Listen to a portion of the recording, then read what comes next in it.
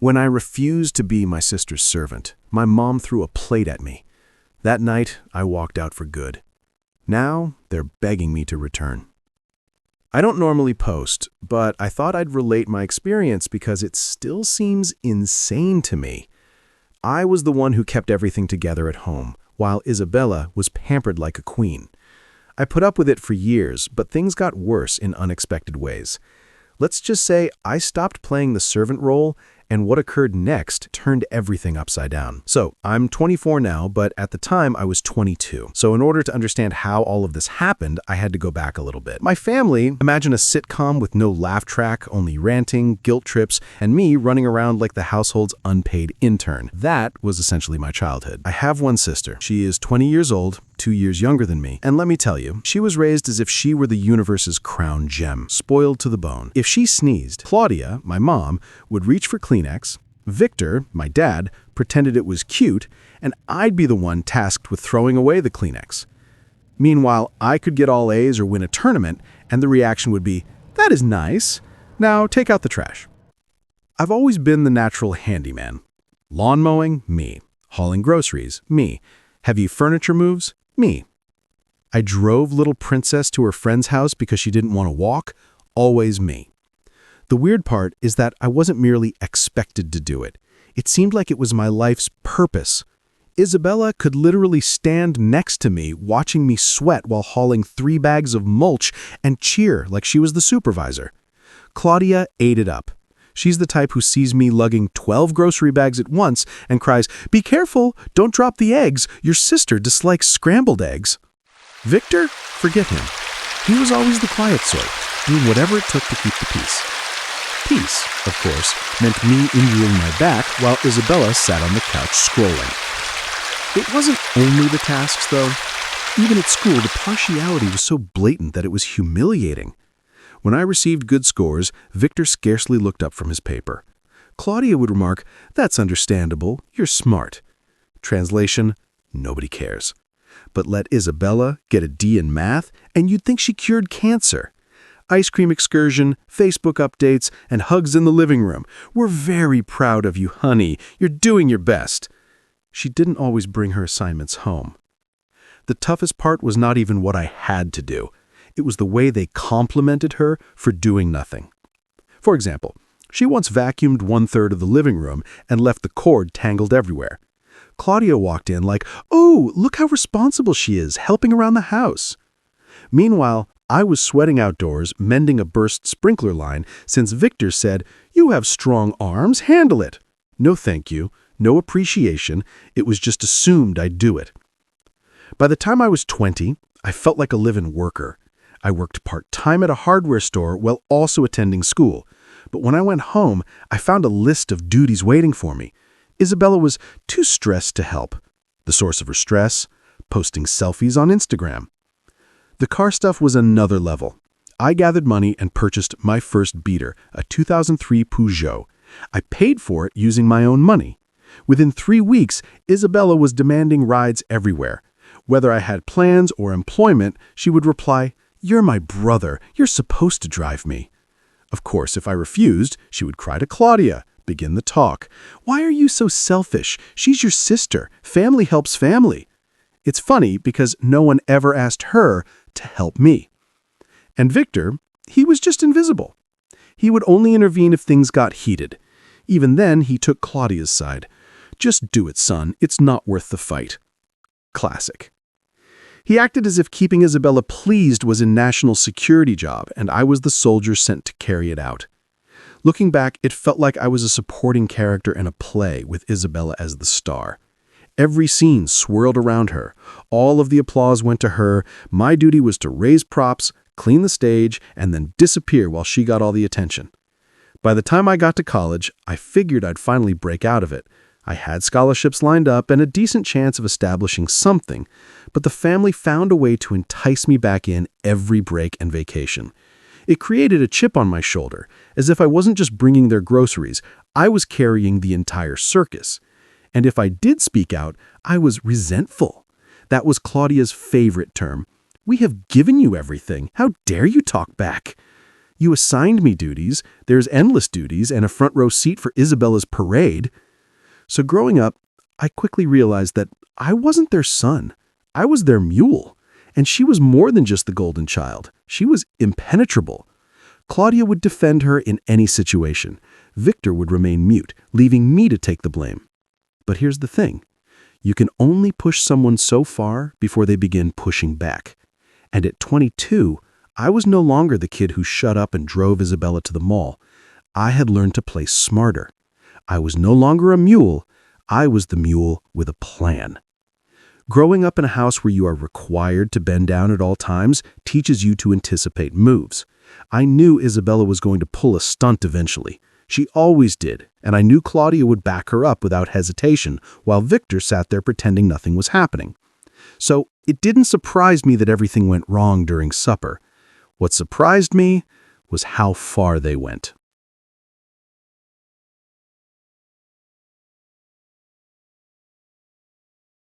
There were only 4 of us that night. No visitors, no neighbors, just family. Claudia prepared one of her signature buffets, pasta, salad, and garlic bread. I sat down, preparing myself for the spectacle.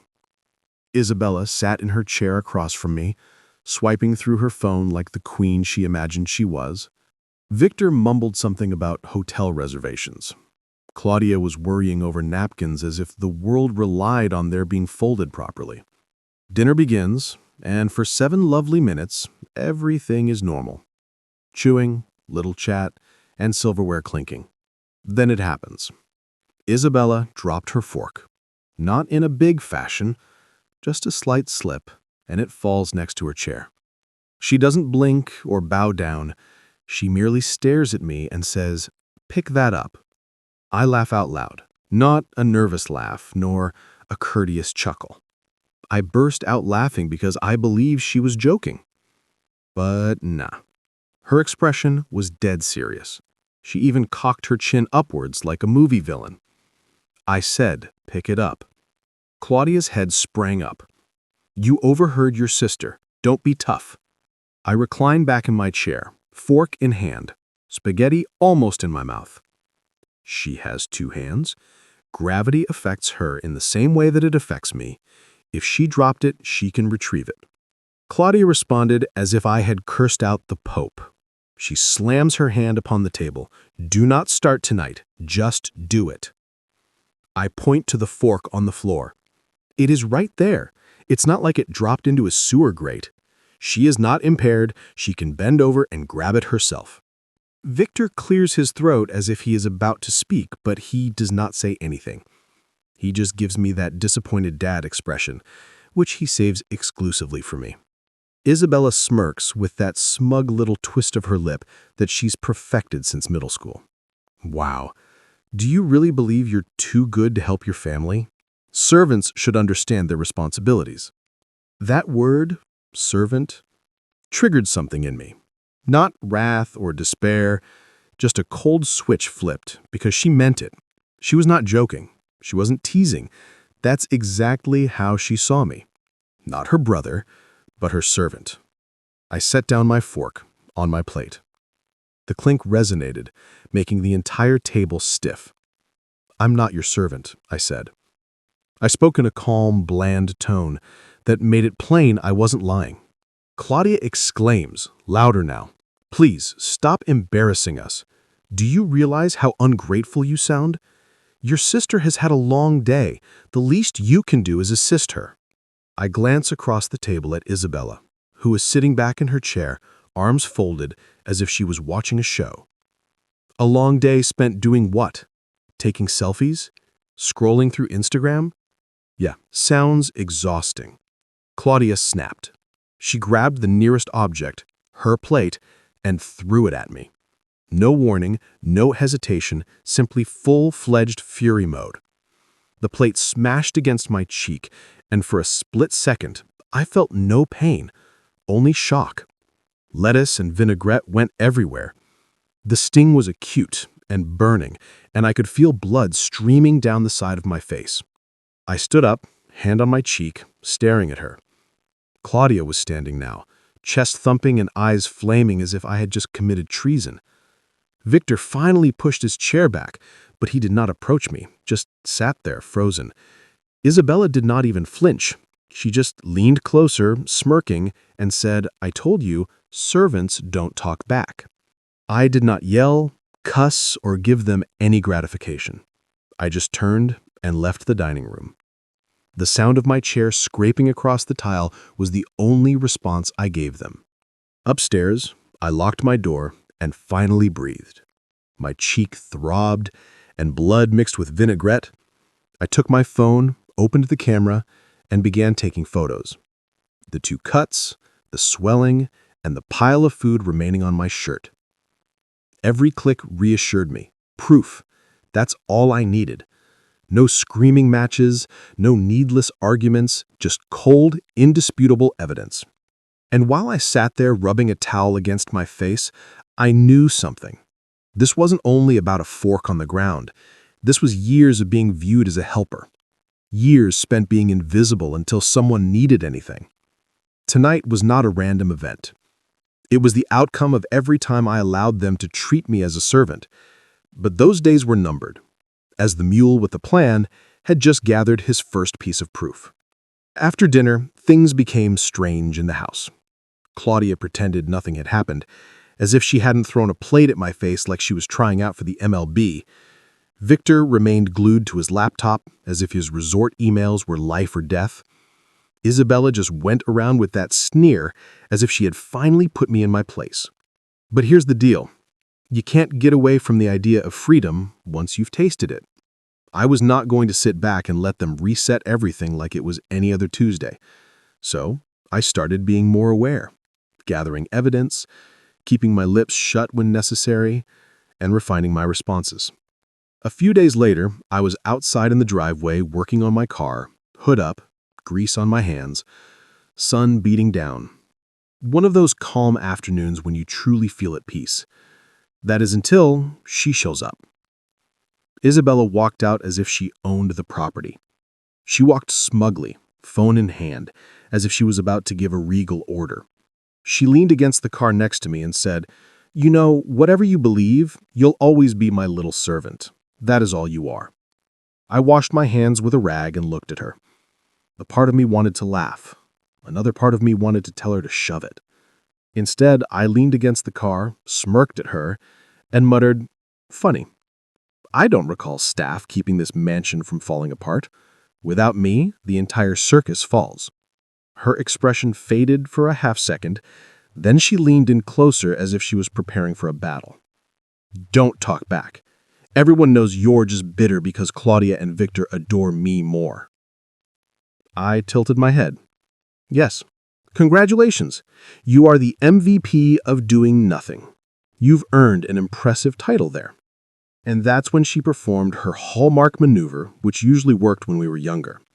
She took a step back, flung her phone to the ground for dramatic effect, and screamed at the top of her voice, "He hit me! He shoved me!" I froze.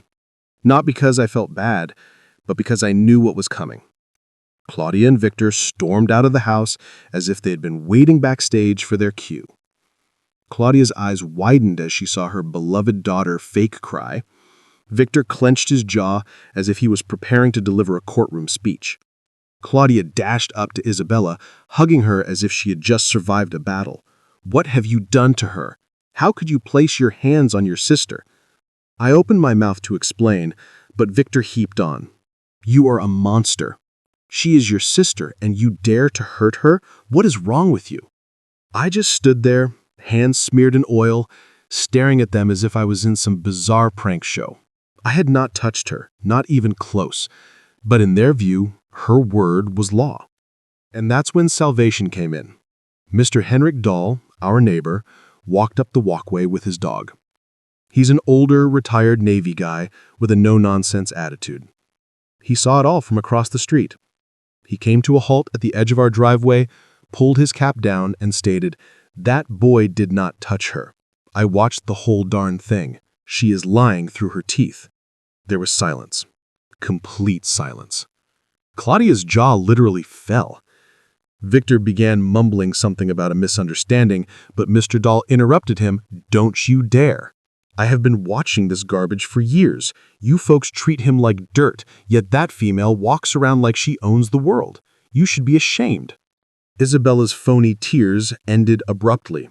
She merely stood there, caught red-handed, eyes flashing as if she might melt into the pavement.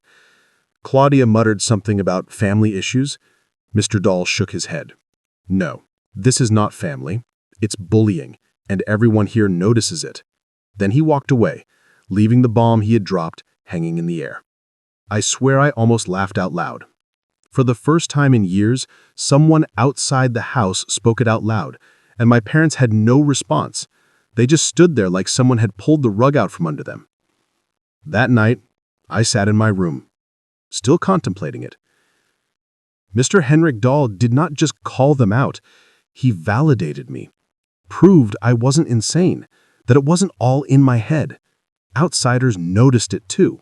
While sorting through some old boxes in my closet, I discovered something else that sparked a fire within me.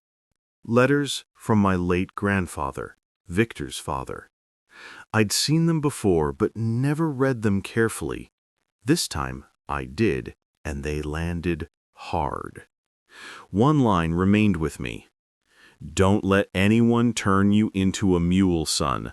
A man creates his own life. Carrying everyone else will just break you down." I must have read that statement a dozen times, because that was just what I had been doing. Carrying them, their emotions, tasks, and junk. And for what? Nothing. That's when the plan began to solidify in my mind. I wasn't simply daydreaming about leaving anymore.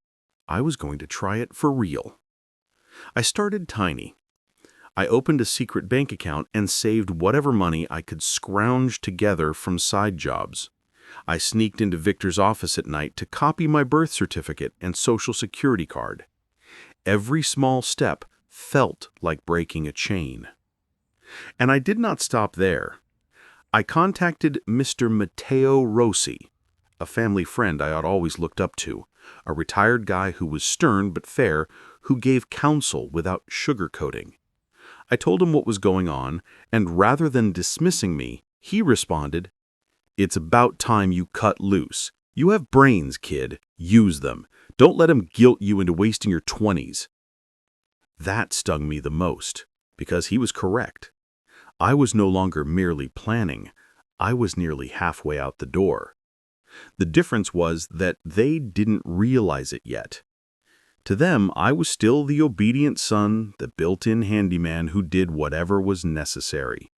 So I wore the mask, fixed the leaky faucet, carried the heavy groceries, nodded when Claudia gave instructions, and laughed when Isabella tried her little power plays.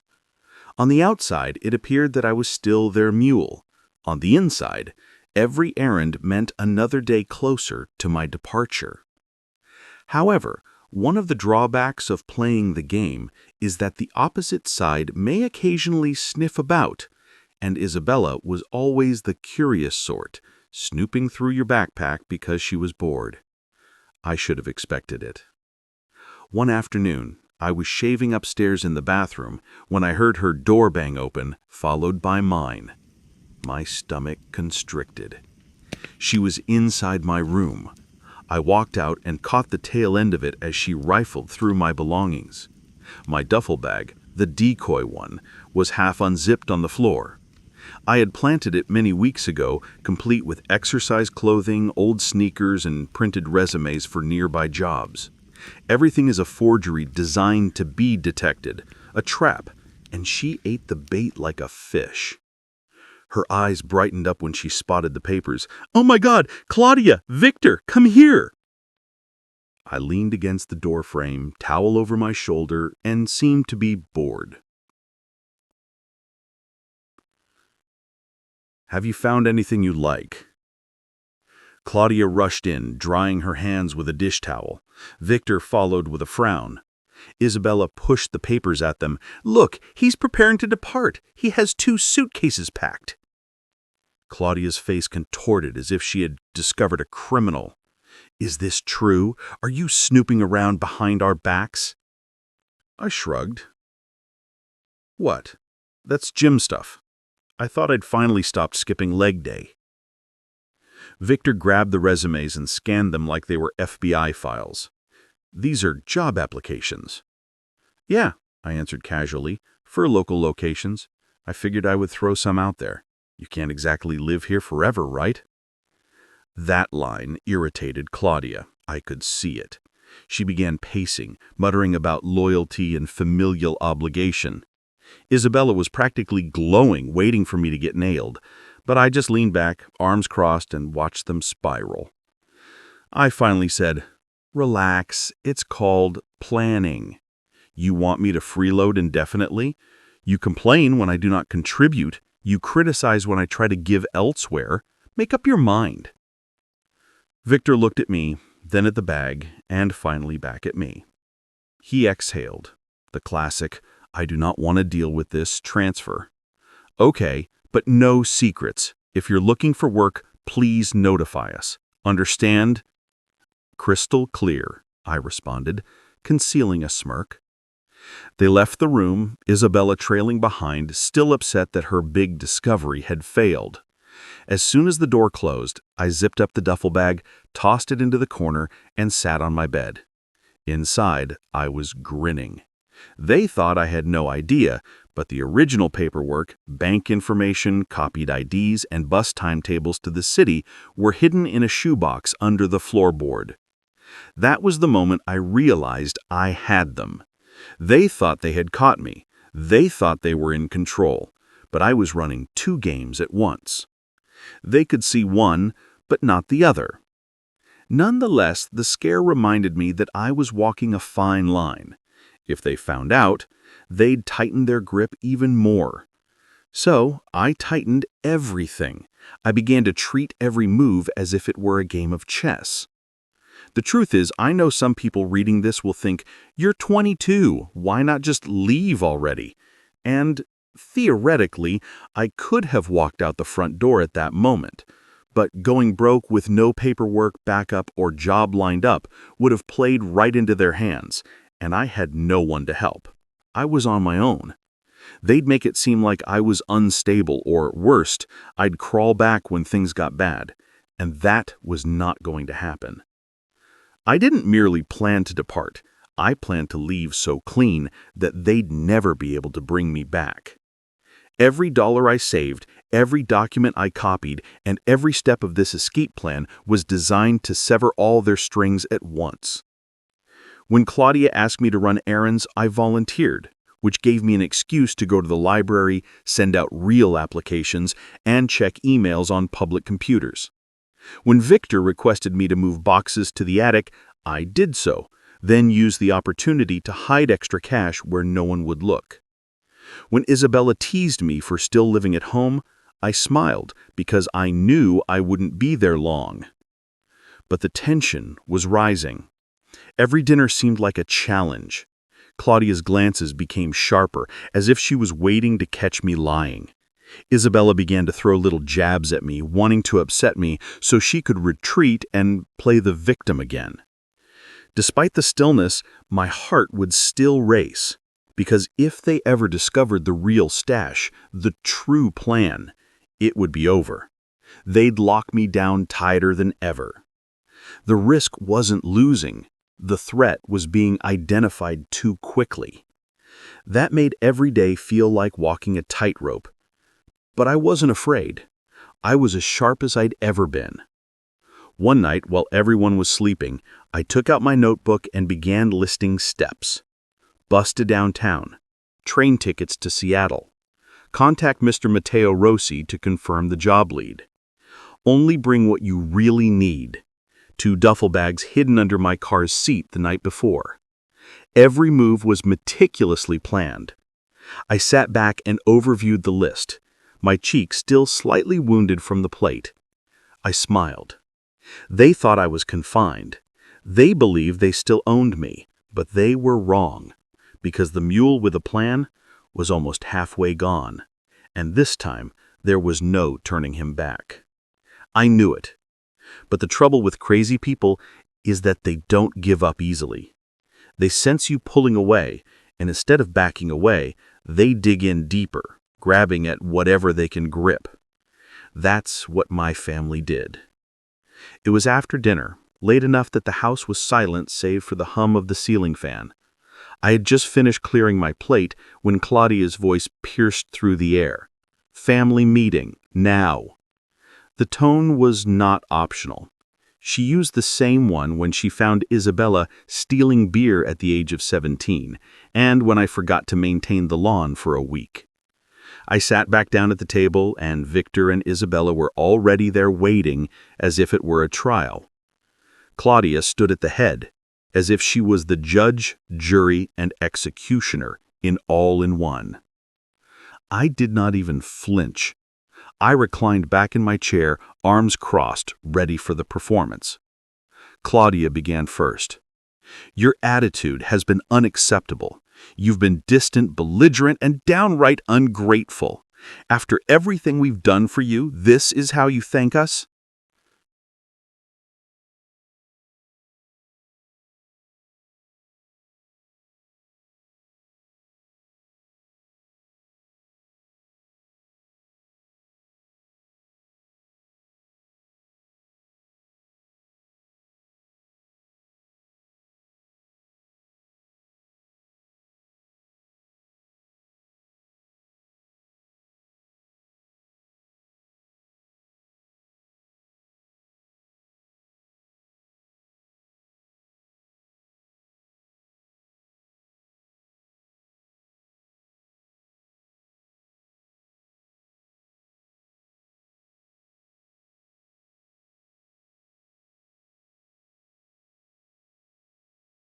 Isabella gasped as if I had spit on the Holy Grail.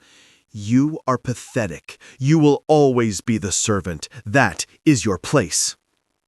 I did not raise my voice, did not need to. I simply reached into my pocket, pulled out my phone, and slid it across the table. The screen popped up with a photo of my cheek, 2 plate incisions, swelling, and blood. Funny, I responded gently. Since where I come from, maids are rarely harmed for refusing to pick up something. That isn't discipline. That's abuse. The room fell silent for a moment. Claudia's face drained and then turned red. Victor's jaw stiffened. Isabella's smirk disappeared for the first time in months. Delete that, Claudia said, her voice loud. You are distorting things. You pushed me first. You provoked me. I laughed sharply and quickly. Yes, certainly. Everyone can see I triggered a flying plate with my face. This is when Victor lost his cool. He grabbed his glass of water, slammed it down, and yelled, "Enough!" Then, in one dumb split second, he tossed the glass directly at me. Time slowed. I noticed it spinning with fluids trailing behind like a slow-motion commercial. It smashed against the table's edge, spraying pieces everywhere. A few nicked my arm and stung. But here's the kicker. Some rebounded back upon them. Victor's hand was riddled with tiny cuts. A piece hit Isabella's naked leg, and the masters of the mansion appeared less like kings and queens and more like clowns suffering from their own mess. I rose up slowly, wiping shards from my clothing. My voice came out calmly. There is no movement. You've just proven my argument. You're not just toxic, you're dangerous. Claudia scrambled, hands flailing. There was an accident. He didn't mean... I held up my phone, already photographing the shards, cuts, and mess on the table. It doesn't matter. This isn't just a family drama anymore. It's evidence. Isabella said quietly for a change. There was no grin or swift insult, only startled eyes as they realized the game had changed. I took my bag from beneath the chair, slung it over my shoulder, and stared each of them dead in the eye. You thought you could keep me trapped here forever, but now you've given me every reason to make it official. Claudia's voice was raspy. What do you mean? I mean, I said, stepping toward the door, I'm going to file charges. Do you think I'll allow you to keep hurling things at me until one day it becomes worse? Nah, this is over now. Victor pushed forward as if he wanted to stop me, but a glance at the phone in my hand stopped him mid-step. He knew. They all knew. The power dynamic had flipped. I strolled out of the room as if I owned it. Their voices lingered behind me, a combination of panic, fury, and phony pleading. But I didn't stop because I recognized the plan wasn't only to leave silently. It was about destroying the bridge behind me, so that they could never bring me back. Nothing lights a bridge faster than the truth, backed up by cold, indisputable proof. That night I did not sleep. Couldn't. However, my thoughts were not racing in panic. They were steady and clear, as if someone had finally removed the fog from a windshield. Every bruise, fragment, and photo on my phone served as more than just proof. It was fuel. By morning, I had my duffel in the trunk, my documentation in a folder, and my departure planned out to the minute. I didn't say goodbye or leave a note. I strolled out the door with the same calm I'd maintained since the glass cracked. First stop, the police station. Walking in with a bandaged cheek and fresh cuts on my arm made me stand out quickly. I asked for an officer, placed my phone on the desk, and let the pictures speak for themselves. The cop glanced through the photos, his brow furrowing with each swipe, the plate cut, bruises, and broken glass littering the dining room floor. "You're saying both events included your parents?" he asked. "Yep." Claudia threw the plate first, and Victor tossed the glass second. I have timestamps, 2 neighbors who witnessed sections of it, and a phone full of evidence. Tell me what that looks like. He didn't debate it or belittle it. He simply nodded and started typing. Looks like assault to me. Hearing it labeled out loud seemed like a weight was lifted off my shoulders. It was not a family drama. It was not discipline. It was assault. Period. They submitted the report, gave me copies, and promised to follow up with Mr. Henrik Dahl regarding his witness statement. And just like that, the narrative I'd been stuck in for years flipped. It did not happen overnight. A few weeks later, the charges were officially filed, and that's when the dominoes fell. By the afternoon, I was at Mr. Rosie's house, the mentor I had trusted. He had left a spare room free for me and said I may stay as long as I needed. We sat at his kitchen table, I sipped coffee, and he gave me the approving nod that only old men with military haircuts can give. He told me it had come to this. Don't waste this opportunity. Build your own life. So I did. I stayed at Mr. Rosie's for a while, assisting around the house while arranging the job offer. 3 weeks later, I packed my duffel, took the bus to the station, and purchased an Amtrak ticket to Seattle. Watching the miles pass by out the window, I realized I wasn't just leaving a house, I was leaving the entire cage behind. Within 3 weeks, I obtained a job offer from one of the companies I'd been applying to. The moment I walked out of that house, college was paused. I didn't have enough time to attend classes while also reconstructing my life, so work came first. Nothing fancy, but it was mine. My paycheck, my independence, no more being instructed when to take out the garbage or who to serve. Seattle became home base. First a friend's couch, then a cramped studio with creaking floors and a view of a brick wall, but it was my brick wall. I cooked my own food, had my own schedule, and lived by my own rules. Every time I dropped a fork on the floor and bent down to pick it up, I giggled. Stupid, but symbolic. My fork, my hand, my preference.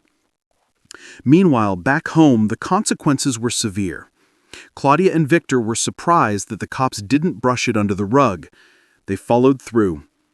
Claudia and Victor faced assault accusations, nothing felony level at first, but enough to tarnish their records and have their neighbors talking, and gossip spreads faster than hurricanes in that neighborhood. Claudia suddenly ceased to be the queen of block parties. She was the mom who flung a dish at her son. Invitations ceased. Her friends, to whom she used to gloat, began to avoid her. Victor did not escape either. The resort industry lives on reputation. Word spread that he was having family troubles, and just like that, his manager stopped trusting him with major accounts. The man who formerly strode through hotel lobbies was now reduced to managing regional bookings, imprisoned in a cubicle with peeling wallpaper. His pride, which he treasured most, was crushed. Isabella has misplaced her beloved weapon. After Henrik Dahl vouched for me and the cops accepted my side, her word was meaningless. People stopped trusting her stories. Without me to fetch and carry, she was forced to live like the rest of us, work, bend, and sweat. According to what I've heard, she ended up serving lattes at a coffee shop and posting sad Instagram captions about grinding. Reality check served boiling hot. I didn't gloat publicly, but internally, watching them crumble from a distance was the most satisfying feeling I'd ever had. Not because I wanted vengeance for its own sake, but because the world finally recognized them for who they really were. And I wasn't their mule anymore. I wasn't their scapegoat or servant. I was just a guy, finally free and living. Every paycheck I received, every late-night brainstorming session at work, and every calm evening in my apartment proved I had made it out. They could bleed, whine, and crumble all they wanted inside that mansion. That wasn't my burden to bear anymore. The best thing was knowing I did it smartly. I did not just run away. I designed an escape so tight and calculated that they couldn't use it against me. I have evidence in my pocket, a job lined up, and my life is waiting. And now that I look back, I don't see a kid confined. I see the guy who played the long game, loaded the deck, and walked away with what they said I'd never have: control. And while I was establishing something real in Seattle, their entire enterprise back home began to collapse from every perspective. It wasn't even me pulling the cords, they were pulling themselves apart. Mr. Russi was the first to provide me with updates. He informed me he had run into Victor at the hardware shop. He said the man resembled a ghost. Claudia and Victor fought every day. Claudia yelled that Victor had let me get away. Victor snapped back, claiming Claudia was the one who transformed the house into a circus. Isabella was yelling at both of them, stating they had ruined her life because she now had to do everything on her own. The lovely little familial unit that previously stood against me was now eating each other up. The weird thing was that I wasn't even angry anymore, just detached, as if I'd left a cage of wild animals and was watching them battle from the outside. Then the financial issues struck.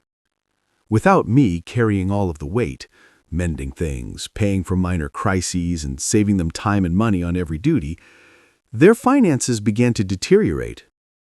Victor's compensation was reduced due to his demotion at work. Claudia's small social gatherings dwindled, leaving no side benefits. Bills heaped, credit cards maxed out. Word spread that the house was under pre-foreclosure. Henrik Dahl told me he saw the note on the front door one morning. There is no hiding it.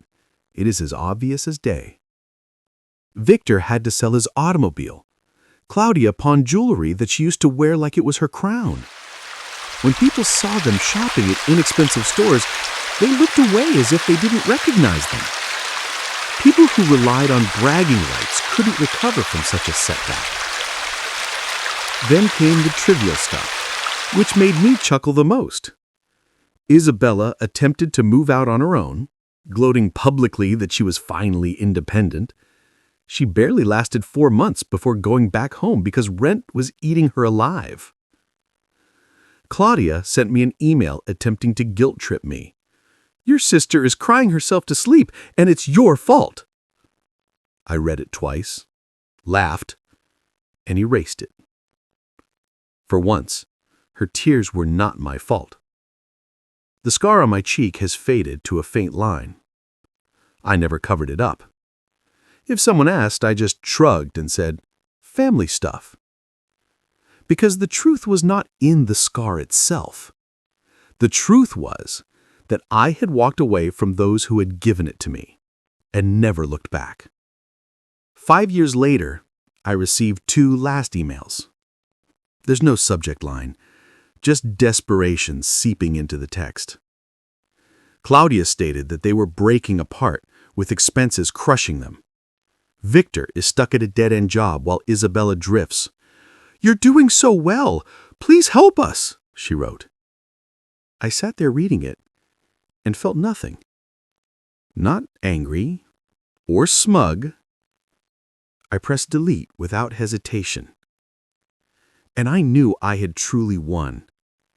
Not because their lives fell apart, but because I stopped caring. So, if you're stuck in a family that treats you like a mule, hear this. You don't owe them your entire life simply because you have blood.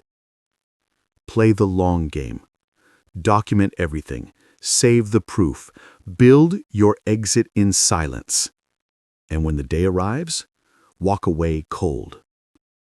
Do not wait for their apologies. Do not beg for their blessing. Leave so clean that they will never be able to draw you back. Because throwing their comments back in their face isn't the best way to exact revenge. The best form of vengeance is living a life so much beyond their means that they are forced to choke on the reality.